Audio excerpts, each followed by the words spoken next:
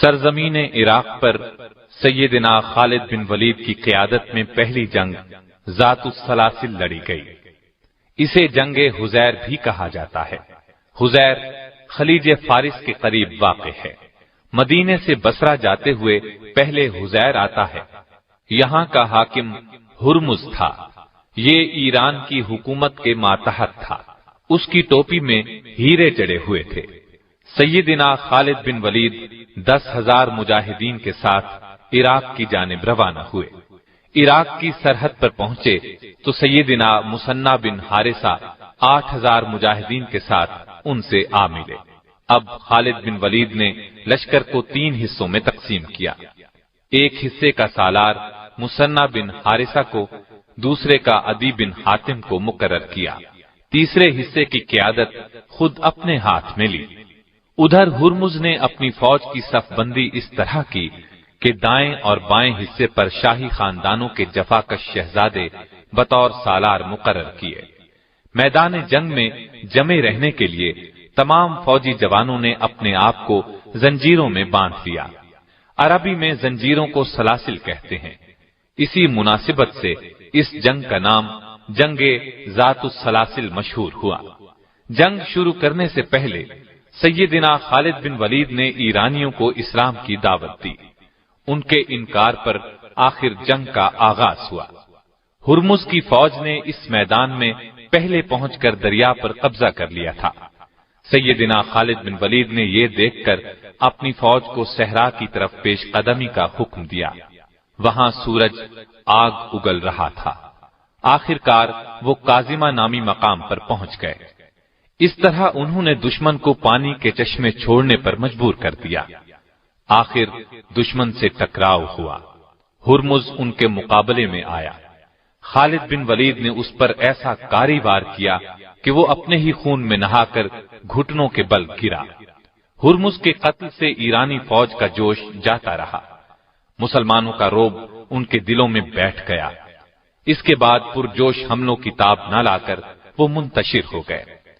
فارسیوں کا بہت زیادہ نقصان ہوا۔ مسلمانوں نے ان کا تعاقب کیا اور بے شمار فارسیوں کو تہس نہس کر دیا۔ اس طرح انہیں مسلمانوں کے ہاتھوں شرمناک شکست سے دوچار ہونا پڑا۔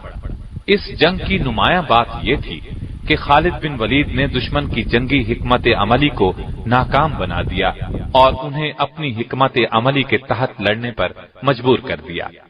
جنگ کے بعد انہوں نے مدینے میں مال غنیمت میں شامل ایک ہاتھی بھی بھیجا۔ مدینے کے لوگوں نے زندگی میں پہلی بار ہاتھی دیکھا۔ وہ اس قدر ڈیل ڈول والے عجیب و غریب جانور کو دیکھ کر حیران رہ گئے۔ اس لڑائی میں ہرمز کی ایک ٹوپی بھی ہاتھ لگی۔ اس ٹوپی میں نہایت بیش قیمت ہیرے جواہرات جڑے ہوئے تھے۔ مال غنیمت کی تقسیم کے وقت یہ ٹوپی سیدنا خالد بن ولید کے حصے میں آئی۔ اس کی قیمت کا اندازہ لگایا گیا۔ وہ قریباً 1,00,000 درہم کی ثابت ہوئی۔ پے در پے فتوحات نے جہاں کفار کے اندر ہلچل مچا دی تھی، وہاں مسلمانوں کے حوصلے بہت بلند کر دیے تھے۔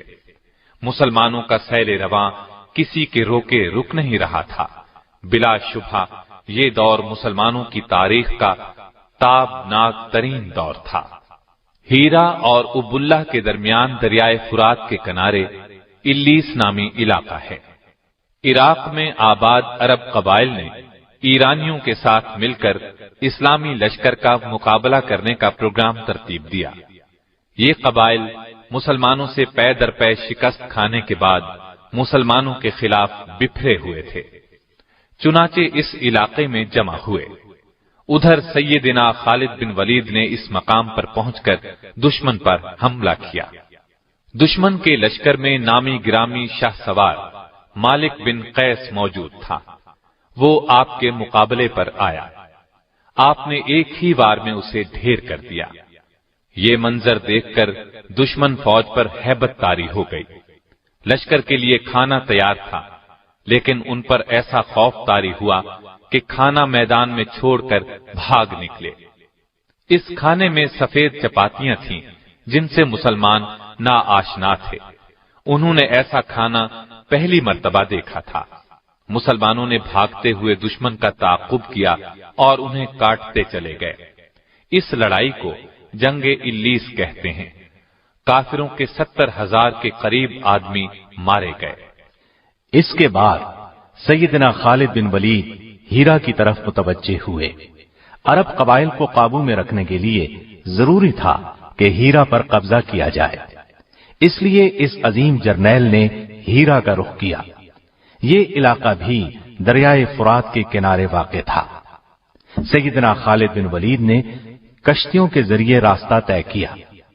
उधर हीरा के गवर्नर को इस्लामी लश्कर की पेश कदमी का इल्म हुआ। उसने अपने बेटे की कमान में बहुत से जंगजू रवाना किए ताकि मुसलमानों की पेश कदमी को हीरा से पहले ही रोक दिया जाए। गवर्नर का बेटा खालिद बिन वलीद के मुकाबले में आया। वो उनके हाथों कत्ल हुआ। बेटे के कत्ल की खबर सुनकर गवर्नर घबरा गया और किले में बंद हो गया। हीरा में बहुत मजबूत और आलीशान किले तामीर किए गए थे ताकि जरूरत के वक्त उनको अपनी हिफाजत के लिए काम में लाया जाए। लिहाजा अहले हीरा मुजाहिदीन से खौफजदा होकर किले में चले गए। मुजाहिदीन ने भी किले का मुहासरा कर लिया। एक दिन और एक रात मुहासरा जारी रहा। आखिर किसी तरह चंद मुजाहिदीन किले में दाखिल हो गए। अहले हीरा पहले ही हौसला हार चुके थे, इसलिए सुलह पर आमादा हो गए।